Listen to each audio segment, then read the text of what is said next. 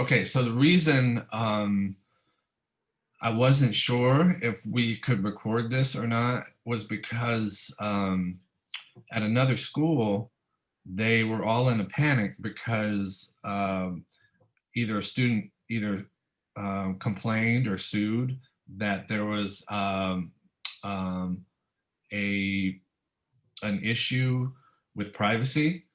And so that's going into the works. And I didn't know if it was a statewide thing or if it was just at Long Beach. So they basically shut down all recording. They're just recommending that the teachers can't record it, the students can't record it until they figure it out. But I wasn't sure if it was a statewide thing or not, but it's not. So that's why I'm recording until someone complains about privacy, which to me is insane. If you're going to take an online class, I don't get it. Right, it's inconvenient for everyone. So it's especially inconvenient for people, that they're concerned about their privacy, but they're not concerned about other students getting the information. And to me, that's just really selfish. So anyway, we're recording it.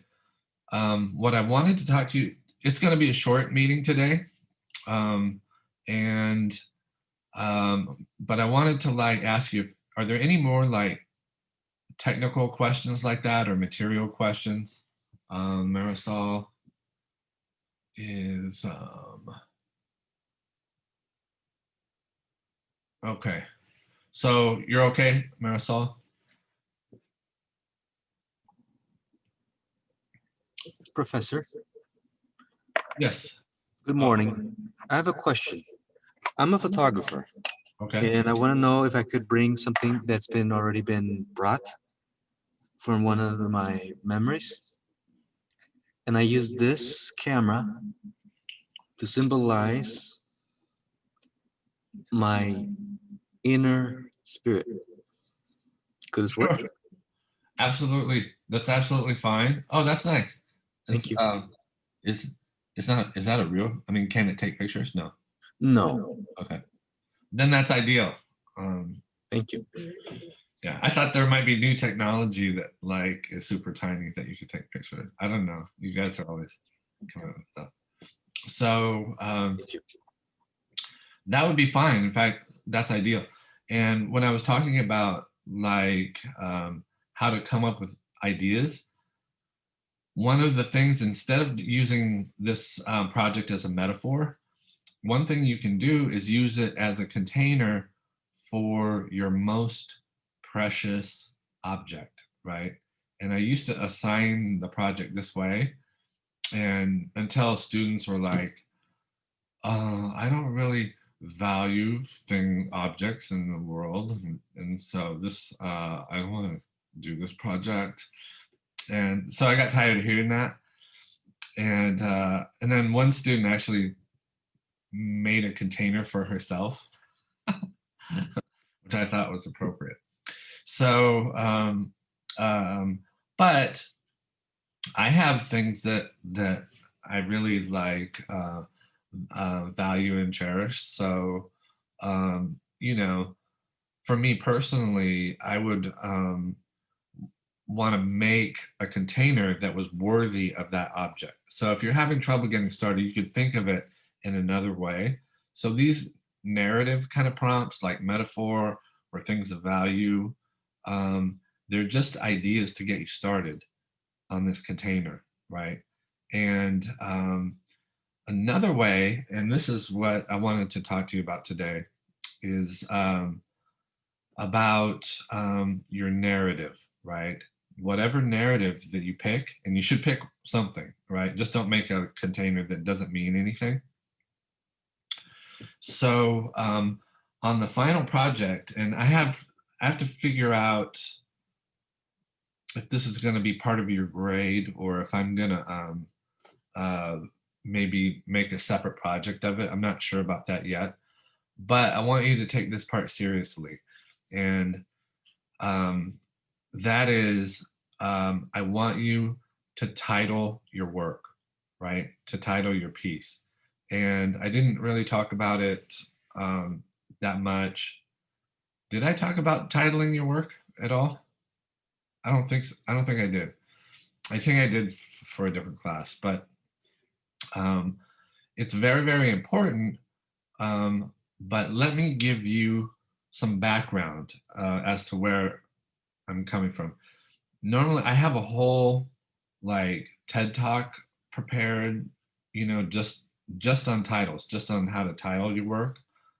I mean, I've never done the TED talk, but if they asked me to do a TED talk, this is what I would do it on because it's been kind of an interest of mine since I was a kid, right? And that is, um, you know, my parents were artists. My dad's a very successful artist. My mom's a very talented artist, but she gave up art in order to raise, children, me.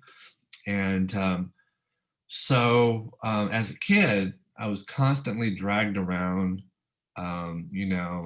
to museums, openings, performance art. You know, back in those days, they called it happenings. They didn't call it performance art.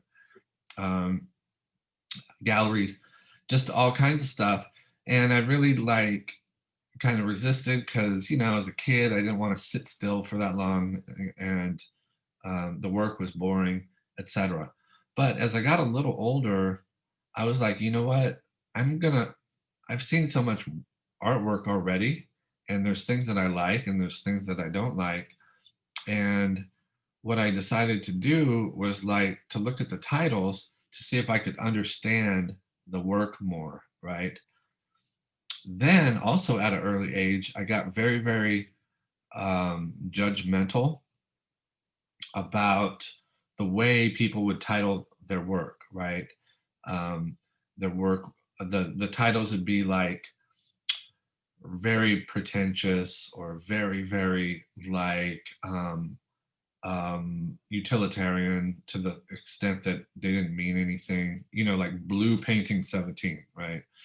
And so then I started to really judge the artist by the title because it's the only, especially on work that's minimal, it's the only sort of clue you have into what it means. Hi, Kitty.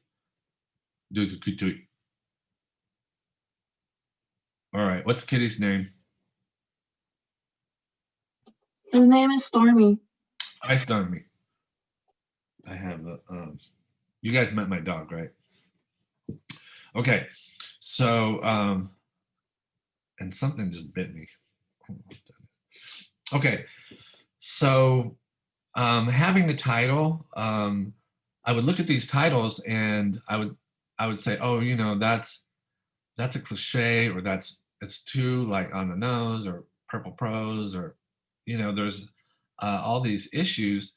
And what I started to think was, if they're lazy about their title, they're probably lazy about their work. That's what I started to think. And I still think that, right? If you think about it, it's almost the way people do homework, right? Where if they think it through, give an effort, if it adds to the piece, then it's a successful title. If it takes away from the piece, or it doesn't draw you in, then it's not a successful title. So let's just quickly talk about what titles are kind of successful and what titles are not kind of successful, right?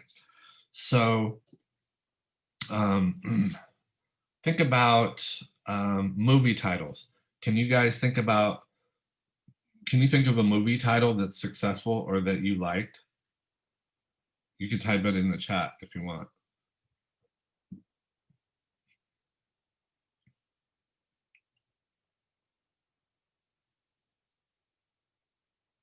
Child's Play? Okay. What else?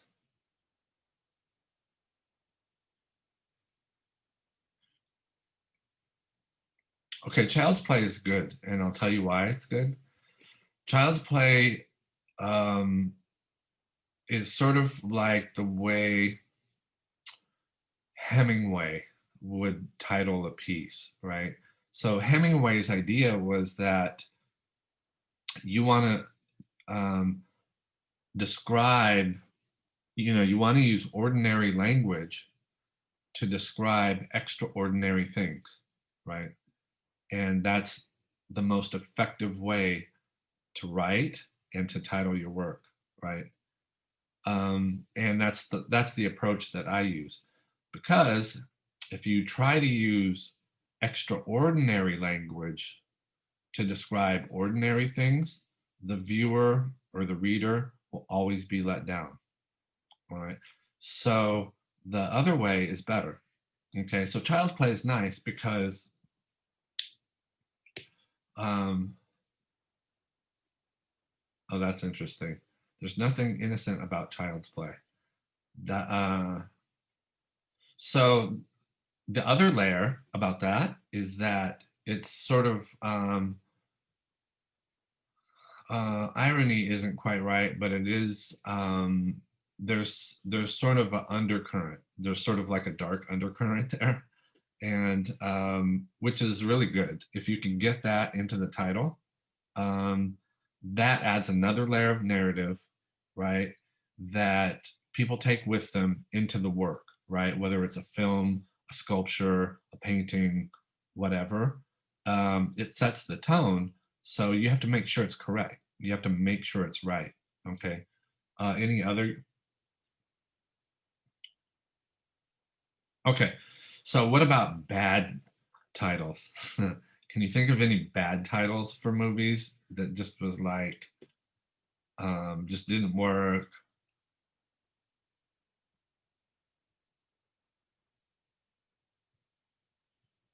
The Fly. You're saying The Fly is a bad title?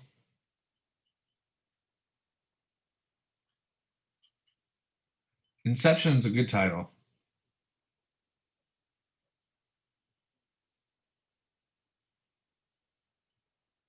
Yeah, The Fly is sort of like, I see your point. The Fly is sort of like it's a utilitarian, it's what I call a utilitarian title, where it's just what it is and there's no thought to it. So in a way it doesn't work. Um Cowboys versus Aliens. Okay, Cowboys versus Aliens is almost so bad that it's good again. All right. All right. Let me explain. So, one of my favorite titles for a movie is Sharknado. It's so ridiculous. Or Snakes on a Plane. All right. Snakes on a Plane is kind of dumb, right? But it's so absurd that it becomes interesting again. Killer Clowns from Outer Space is along that same. It's uh, it's what they would call kitsch. Let me write that down.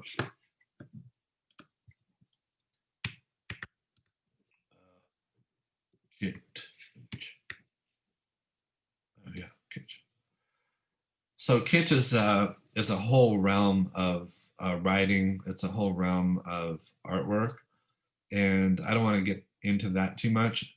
But it's just basically like the glory in cheap things and cheesy things and you know, like Joe's Crab Shack, if you go and there's like all kinds of fish and plastic things on the wall and plastic lays, that's all kitsch, right? So there's titles that sort of like go along that line. All right. So those are all good and bad.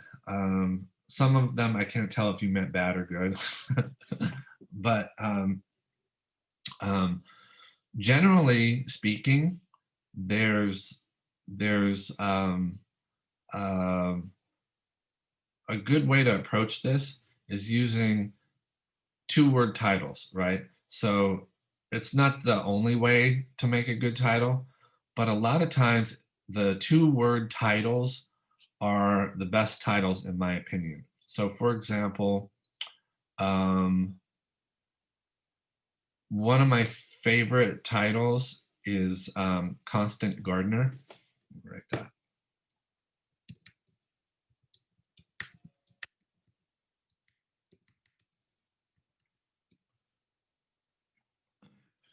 Okay, so why is that a good title? I feel validated in a couple ways by thinking that this is a good title. And one of them is that, you know, if you have a movie called The Gardener, that falls flat, sort of like The Fly, right? It's just like, all right, that's not really giving you a lot of information, all right? But, you know, if you think about a gardener, it's like, it's the weather's good. Gardeners are always, they're people of the earth. They're always friendly, you know. And so there's these sort of implications that come along with a gardener. But a constant gardener is something else, right? A constant gardener is you working all year round. So that implies that he's not actually gardening in the garden. He's he's he's gardening, he's like cultivating some other thing, right? And in this case, he's cultivating people, right? He's a spy and he's cultivating people as resources, right? So he's gardening people, he's cultivating people, and that's much, much more insidious and sort of dark and much more interesting than just a gardener, right? So what happened there is he took two words that don't normally get mixed together, and then you mix them together for your effect. Okay, so um, another another good title. One of my favorite titles is, it's not a two-word title, but um, the movie Midnight in the Garden of Good and Evil. That's a little bit long, but it's so stylish and it puts you in such a um, uh, specific spot that it becomes interesting, right? Midnight in the Garden of Good and Evil. So, you know, if you watch the film, you sort of get it. But when you take that title in with you, it makes it so much better, right? So that's a title that adds to the work. Okay. Okay. Um, so let's just briefly. This is this again. This is a shortened version. Oh, before we move on, so let me tell you like the importance of a good title, and it's sort of like macro when it comes to movies, right? So for example, you've heard of the movie Pretty Woman, yes? All of you? Pretty Woman, Julie Roberts, right? Okay, so she's a prostitute and then falls in love with what's the guy's name? Something, I forget what his name is. And or they fall. Anyway, so um that was the name of the movie, and it was like sort of the Hemingway idea of making simple language describe something extraordinary. And the title was okay. It wasn't a great title, but it was better than the working title. Do you guys know what the working title to that was? Okay, the working title was $3,000. Okay, so that's gross, right? That's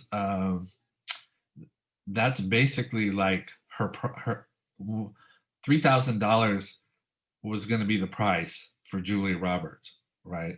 So that's what they call a little bit on the nose. It's a little too descriptive, you know, and it gets to it doesn't leave anything for the imagination, you know. It's like okay, got it, right? So there's mistakes, right? um the movie the old like Marilyn Monroe movie was Some Like It Hot. Okay, that's a good title, right? It's hot. It's like has the word right in it, you know? And so Some Like It Hot, the working title, um, the original working title was Not Tonight, Josephine.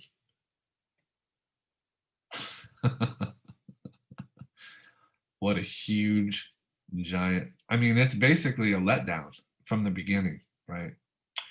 Okay, and so, there's been like, there was that movie Failure to Launch. Man, I would not go see that movie just because of the title, right? That's just an awful title. And so, but let's just briefly get into what makes a title interesting and then like not interesting. Okay. Or um, what I call this lecture is how not to title your work. All right. S- Um, um, this isn't going to last. This is only going to last another 10 or 15 minutes, but I just want to give you like the major points of what not to do when you title your work. Okay. And before I forget, um, if you have a title, like a working title, and you want to bounce it off of me first, it's my hobby. Like it's my side interest, right? So I love to do it. You can constantly, even 10 years from now, the work must, your final project must have a title. You have to go through this exercise, right? And I'll just add one more thing about that is that I don't necessarily think that when you do artwork that it should be titled. I have work that I just don't title. I have work that I've changed the title of it 3 times. So, but going through the exercise and the narrative exercise of it and doing something, it's just an extension of doing good work, is that you give it a well thought out title and something that's like thought provoking, right? So that's why I'm having you do it, and you have to do it for this project. Okay, so let me ask you, and I sort of touched on it a little bit, but what would be um, what would be what are mistakes that you can make in titling your work? What would be in my mind, it would be the first mistake, but what do you guys think?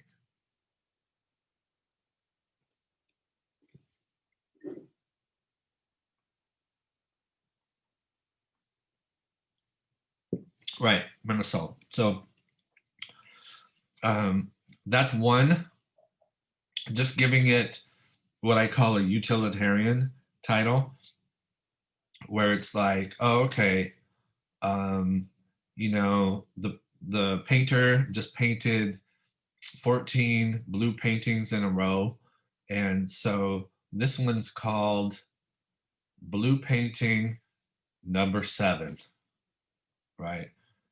Gives you nothing, gives you no information, gives you um, um, it gives you a hint that the artist is lazy. That's what it gives you a hint, right? Okay, so um, um, what else? What's another mistake you can make?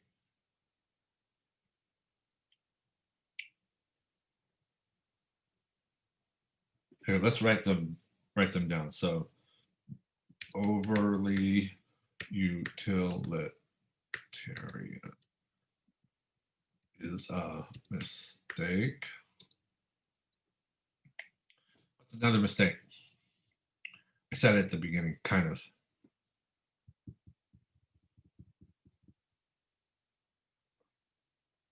No guesses? Okay. Here it is.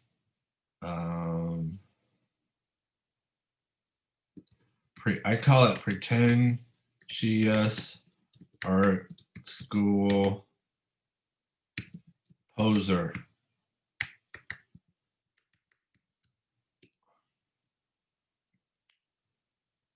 Pretentious art school poser title.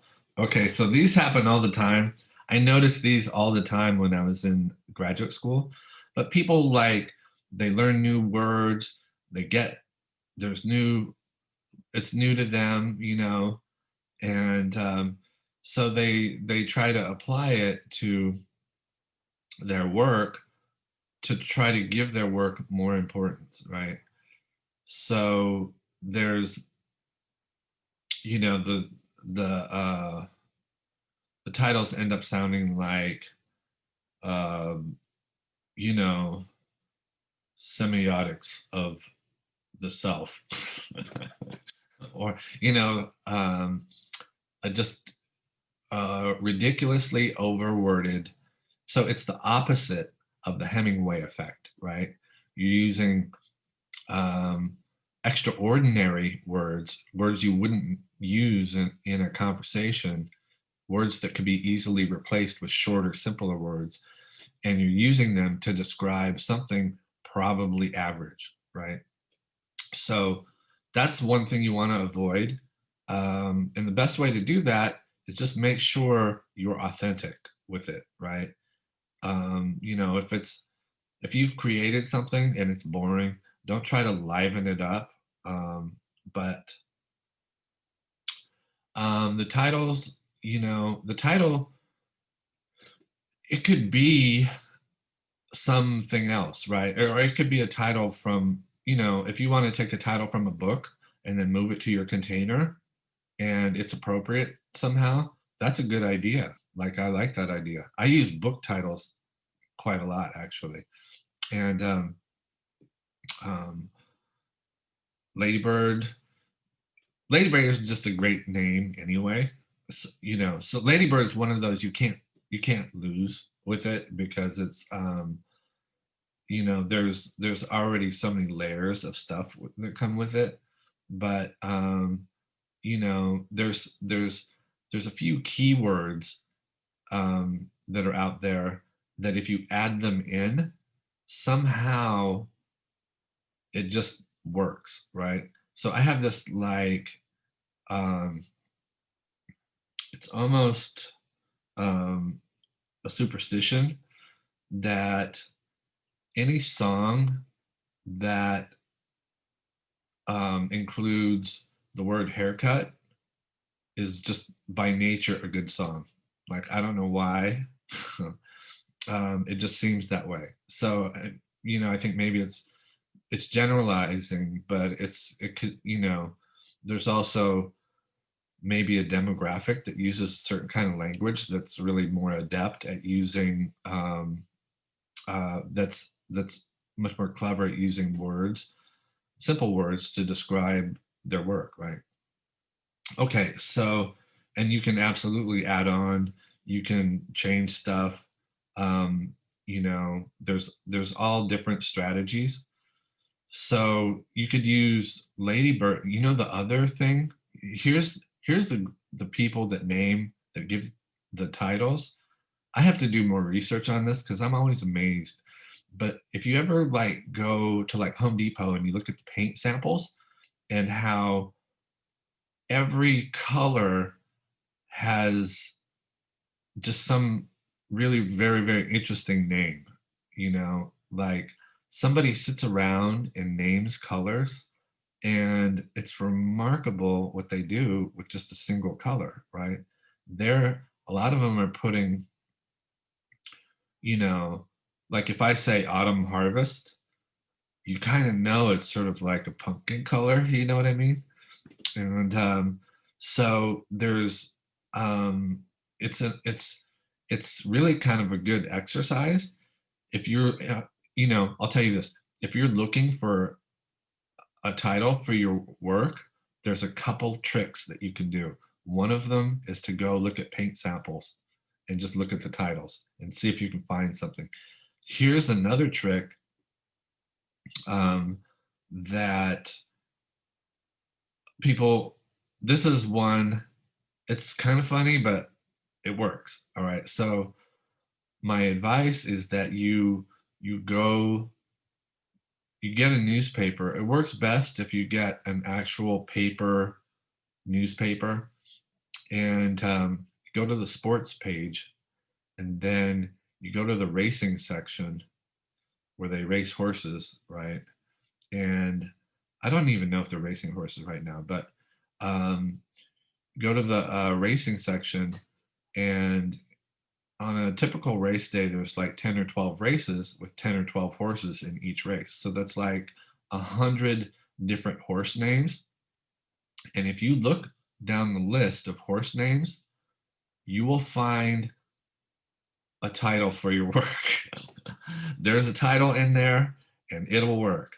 This works at about a 95% clip, right? Because whoever names the horses, that's some other sort of craft, or there's a certain kind of genius about naming horses, and it's relevant because they use a lineage as one word usually, and then they use some other sort of modifier in front of it, right?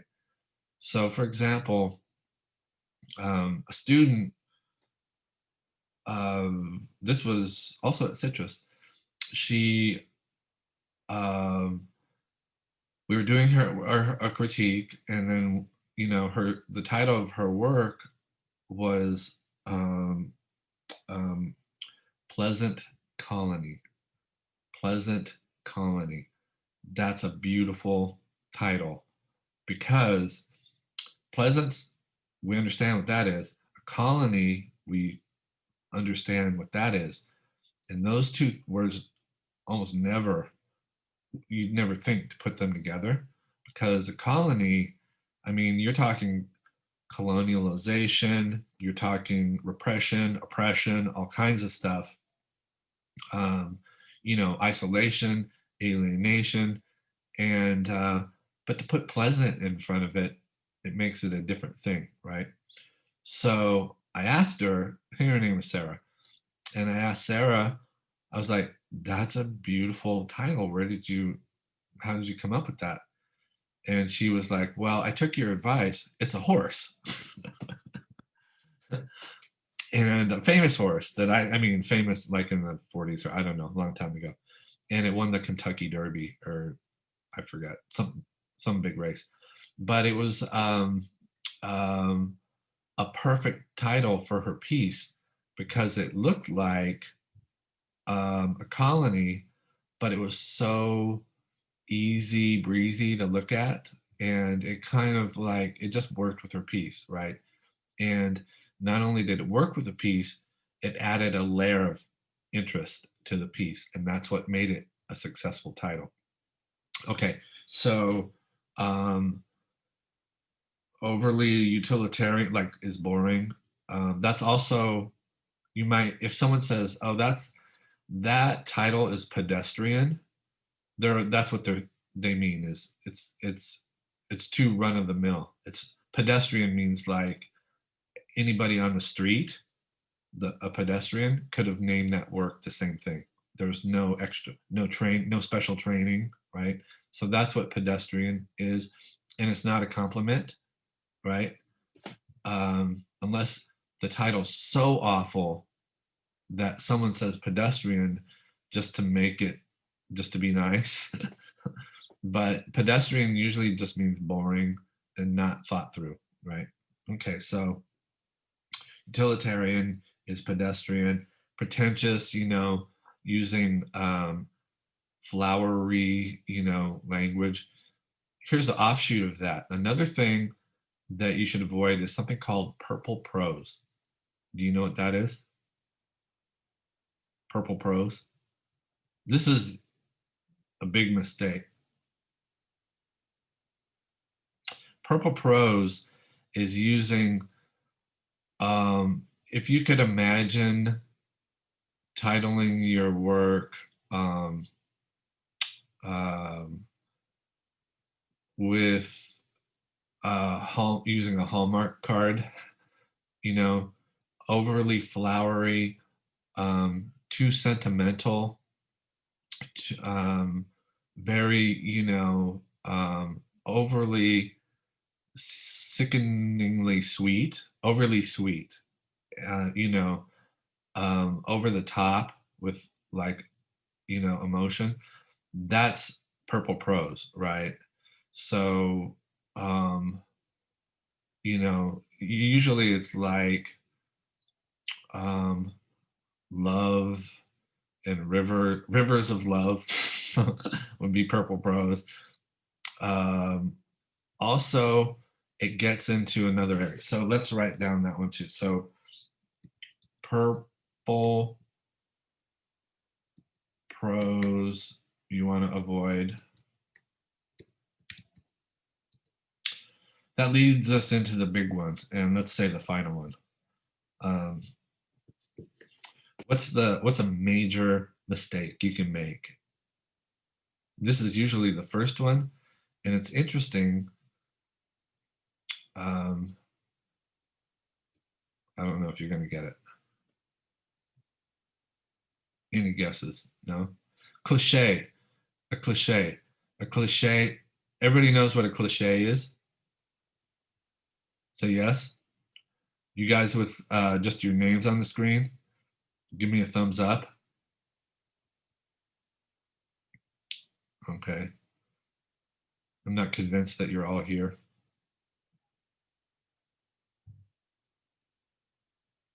And now I'm not convinced that half of you are here. Yes. Okay. Casey's here. By the way, who's owner? Owner, are you here? Owner. Owner. Owner's not here. Huh.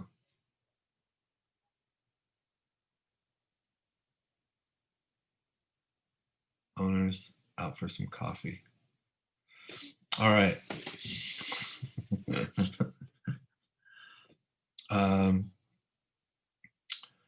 So cliche. All right. So this is fascinating to me because everybody knows what a cliche is, right? But if I ask you, um, okay, give me an example. Let me just ask you, give me an example of a cliche and type it into the, either say it or type it into the chat. Everybody try it. Owner.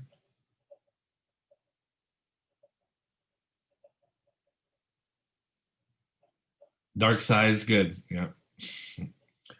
My secret. Yeah. Heart-shaped box. Yeah. Those are all very, very, very good. Okay. Anybody else?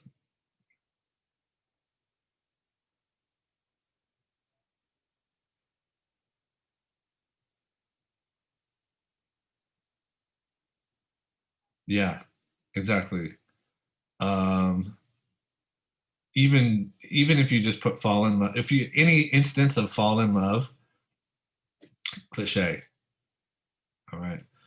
So it's interesting because those are all good.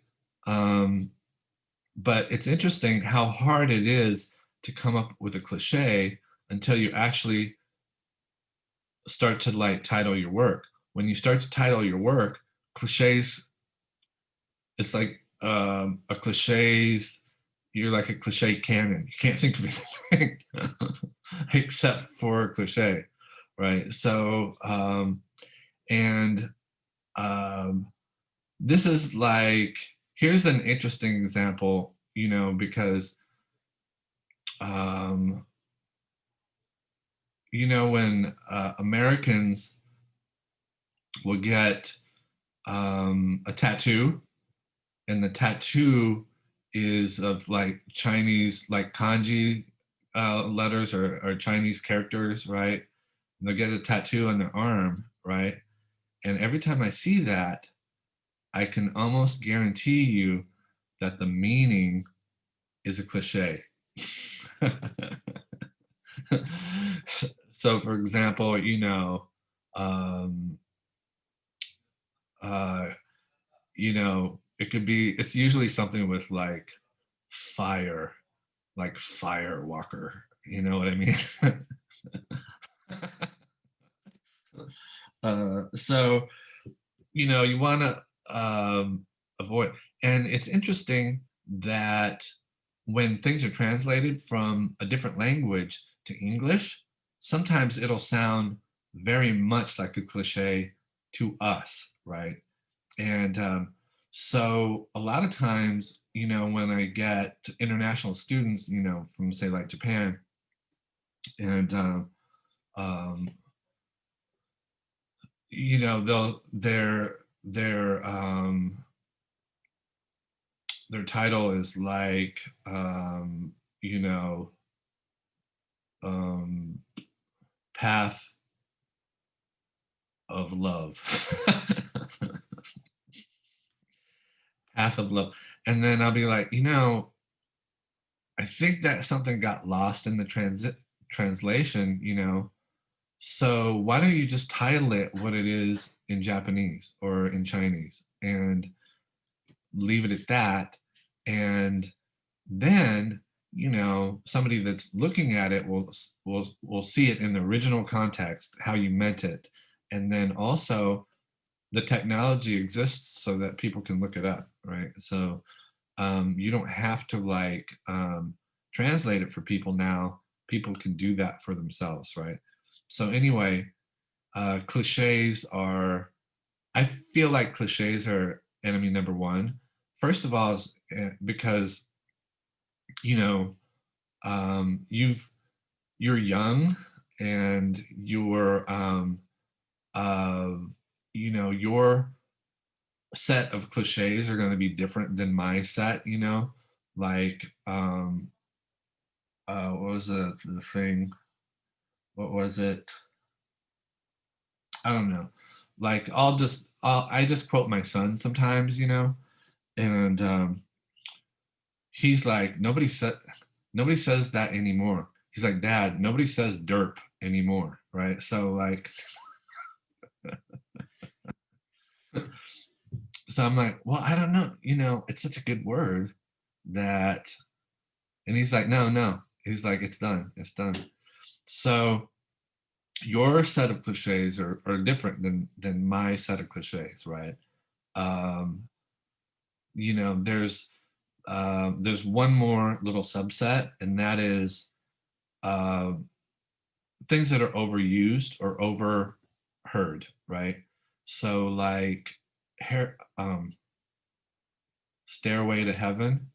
Stairway to Heaven is a cliche, right? At this point, in the beginning, it was cool because nobody really heard of that before, but now it's been so used and overused, right? And the reason I thought of that is because you see that the stairs behind the ladder behind me. Okay, this is sort of gross, but that was my dad's ladder into his little loft when he was a starving artist, right?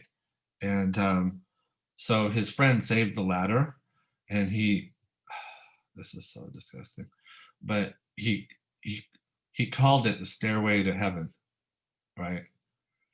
And so I can't even like, I can't even. So I call it the Hairway to Stephen, just because it's funny, right? So Hairway to Stephen, actually a good title because it's uh, it's basically a parody, right? So parodies can be a good title because you're taking a cliche and then turning it in on itself. So parody can work. So um, there's a few other titles that I'll just leave you with and that I think work. Okay, so like out of the 2-word titles, you know, you um, Spanish Prisoner is good. Also a great movie, like one of my favorites, Spanish Prisoner. And um, let's see, Suicide Kings. I don't even know what it was, like maybe a band or something. But that's a good title. What was it? Voodoo Glow Skulls. Do you know that band? Voodoo Glow, Voodoo It's such a good title. I'm going to type it in.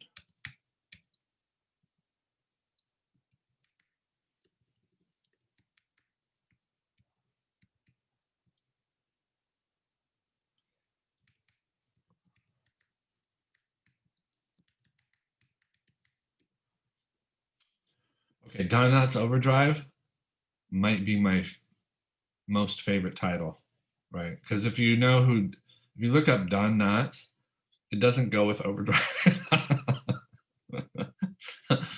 So I think it's those two are really, really good band names.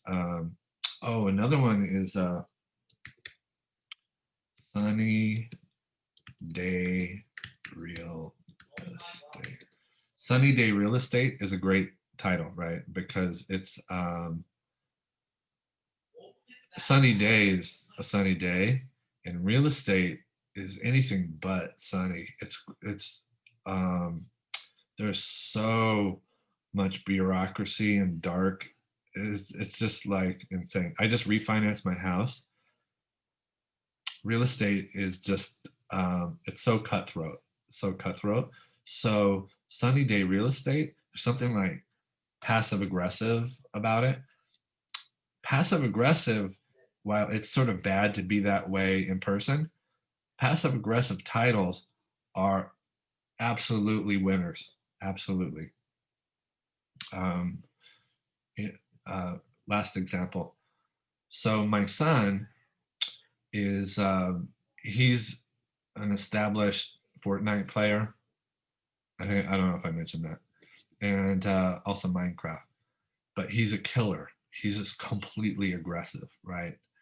Um, but originally his title was Bluebird. So that then it was like Wagons, and then it was like Fountain, like all these very very sort of passive titles, right? And he was just murderous. Like that's all he would just kill people, right? His his buddy is his name's Cloudy, right? That's about the darkest one out of all of them. And and then even the title like Rainbow Six or Rainbow Siege, calling that game Rainbow is a perfectly good example of what I'm talking about because it's passive, very, very passive aggressive, right? It's as passive as you can be and as aggressive as you can be. So there's something nice about that. And that's why I think it works because it's not like an overly aggressive title. Um, okay. I could go on, but I don't feel like it. And so, again, if you have titles you want to bounce off of me, it's especially works good with if you do it in Hangouts because it's very immediate and I can just immediately like respond. Through email, it doesn't work quite as well. And Hangouts, I've been sort of missing for some reason. My alerts are not on for Citrus, so I'll turn them on. But if I don't get back to you right away, by nighttime, one of the things I do before I go to bed is I check all my Hangouts. So if you have a title, just put it in Hangouts, and then we can like talk it over. You can even come by. I'm still having office hours, so feel free to come by office hours. It's not many of you have been taking advantage, and so I'll turn my phone on and then I'll just vacuum or do clean house or something like that. But for the most part, you guys have been sort of leaving me alone. So feel free to come by, and especially getting towards the end of the semester, I want you guys to like communicate with me a little more, especially if you're having problems or if there's some sort of work situation where you can't um, you know, participate in something or work on it or whatever the issue is, Like I don't really need to know about your personal life or anything, but if you're having any issue that's impeding progress in this class, then I want to know about it. You don't have to describe what it is, but just say, hey, I've got these circumstances, I can't do it. And that gives me an opportunity to help you or to come to some arrangement. Okay. All right. So let's see. Marisol, you're going to stick around for a second, right? Okay. And Henry, did you have another question? Yes. I have a canvas that I'm going to use for the design. Okay. Is that okay? Absolutely. Yeah. Canvas is nice. This small. Okay. As you know, if you're using like a material to clad or to like upholster stuff like cardboard or foam board, it's a good idea because you can, it gives it a professional sort of sealed off look as opposed to the edge of cardboard or the edge of foam board, which looks unprofessional, right? So you want to hide those little edges and try to think about this thing as something worthy enough to put into a boutique, right? So in other words, it can look kind of homemade, but it needs to be good quality if you intend to like display it, especially as a product, right? So just, you know, tape together cardboard isn't going to cut it, right? If you upholster it or you have an edge that, you know, that sort of seals off the visual effect of like a ratty, you know, crooked piece of cardboard or whatever, then you're heading down the right path. Just think about this as something that's going to be seen or even sold, okay, as a container, right? So if I had Adam's boutique of personal containers and you actually wanted to sell one, put in the work to actually sell one. Okay. All right. Any other questions? No? Okay, good. Then, all right, hang around if you want, and I'll be here. Title plus descriptions is the question. Um, well, title for sure, right? And when you submit your final project, a description of it absolutely helps me, right? And remember, your to document this, your final piece, it needs to be a video, not a picture, in your final when you turn it in. It has to be a video somehow. If you're having trouble getting a video onto Canvas, then we'll go over that separately, right? But the video should be like a 5-second video, 5 to 10 seconds of your project opening and closing. And that's it, right? And try to video it in 360 so I see all of it, right? Including the bottom. And so basically you can pick it up, turn it around, put it down, open and close it, and that's that's the whole video. Okay, everybody understand? All right. You can also, in addition, have pictures, right? If you want to like show detail, and descriptions are welcome. So I understand what you're working on, and that's, you know, in our, you know, where you turn it in and you have that spot to like put a description or like comment. That's the perfect spot because I look at that, I can, you know, I can respond to you right in that same spot, and I can also mark up your image if I need to, which is a kind of a new thing for me. So, all right, there's nothing else. So just how's everybody doing? Everybody's happy, healthy, good, more or less. All right. Well, here, just let me say this one thing.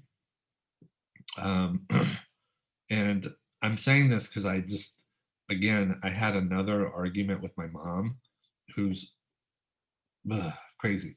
She's like, COVID doesn't exist, or she's like, COVID is about like the flu, and she doesn't believe in masks or vaccines, right?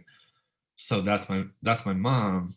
What I'm telling you is that um, it's almost 100% real, and don't screw with it, right? Even if you think that like, oh, there's a chance it's not a threat to you, that's really selfish because it's not only a threat to you, but if it gets on you, you're spreading it, right? So it's worse than ever. So all the precautions when we freaked out in March and went into lockdown, if you multiplied that by whatever 10, that's about where we are now. So as freaked out as you were then, you should be freaked out even more now. So it's very important that you take precautions. If you don't feel like protecting yourself, well, just protect people around you. And it's time to double down on just being sort of safe. Okay. All right. So to me, it's common sense. Don't make me put it as a requirement for the class, because I'll do it. All right. So other than that, have a good day. And I think we meet one more time before the end of the semester. Like I think I have it scheduled that we meet a week before the week of finals, I think. And uh, I'll double check that. But we'll meet one more time, and that's just to clear up any kind of like issues or misunderstandings or technical things about loading stuff to Canvas, and then turning in old projects or extra credit. So we'll talk about all of that then. Okay. All right. So have a good day. I'll see you guys. Be safe and be careful. Happy Thanksgiving. You're welcome. All right.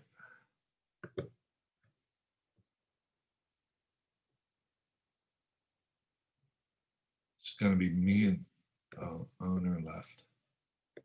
See you, Weston.